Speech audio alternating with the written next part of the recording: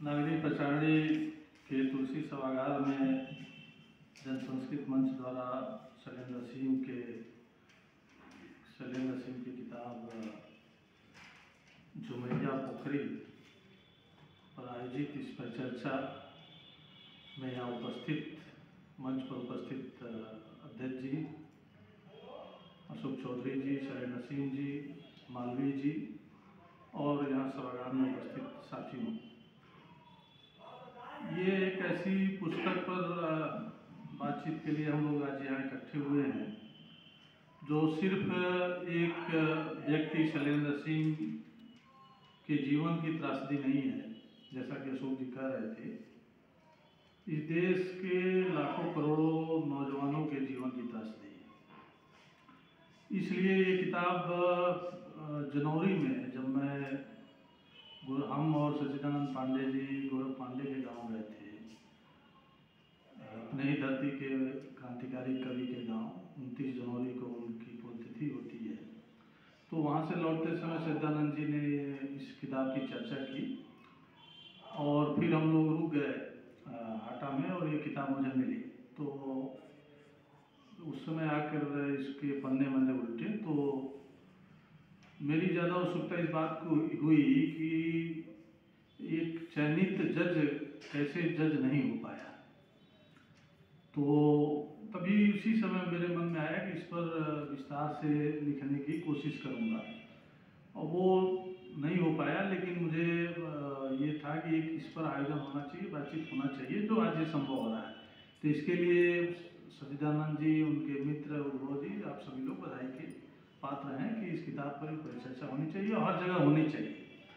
अशोक जी ने कहा कि इसके शिल्प, भाषा और कला के जितने संस्मरण विधा के जितने रूप, साहित्य के जितने रूप हैं, उनके शिल्प हैं और उनकी बहुत सारी चीज़ों पर बात हो सकती है, उस पर मैं बात नहीं करूँगा। मैं ये बात करूँगा कि कैसे ये लाखों करोड़ों लोगों के जीवन की त्रासदी है और कैसे आज जो न्याय का अन्याय है वो रोज़ हमारे जीवन में घटित हो रहा है, हर क्षण घटित हो रहा है। ये असीम और उनके 50 सहपाठियों के साथ जो हुआ वो न्याय का अन्याय है, जो सुप्रीम कोर्ट ने भी किया और अधीनस्थ न्यायालयों के द्वारा भी हुआ। रोज इस देश के बहुत सारे लोग उसका सामना कर रहे हैं और ये भी एक बड़ी त्रासदी के रूप में हमारे सामने है कि 25वीं न्यायिक सेवा में 150 लोग चयनित होते हैं और 50 लोग की नियुक्ति क्यों नहीं होती है, इसका कोई कारण नहीं समझ में आता। कि अगर बिहार राज्य बट के और झारखंड हो गया तो कोई भारत पाकिस्तान का तो बंटवारा हुआ नहीं, इसी देश में एक राज्य, 2 राज्य बन गए, तो कैसे नहीं हो सकती नियुक्ति? ये सबसे बड़ा अन्याय है इस देश में, इस व्यवस्था का रोज हो रहा है। मुझे याद आया कि ये जब पढ़ रहा था और इस पर देख रहा था तो हम लोग के मित्र हैं, वो पत्रकार हैं पिपराइच में, राजेंद्र सिंह जी, इतने ही आयु के हो गए हैं जैसे शैलेंद्र सिंह जी।